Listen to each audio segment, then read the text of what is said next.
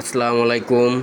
যারা জর্জেট কামিজ বানাবেন তারা সামনের পাট এবং পিছনের পাট, হাতা, সামনের গলা সহকারে এগুলো সব খুলে নেবেন।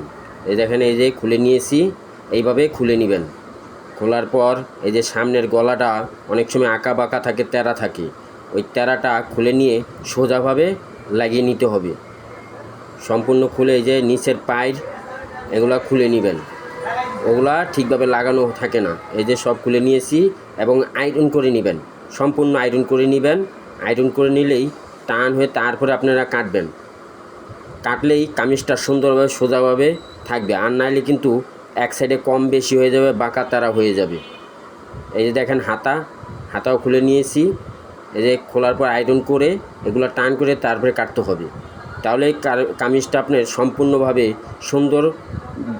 সুন্দর হবে। তা আজকে এই পর্যন্তই।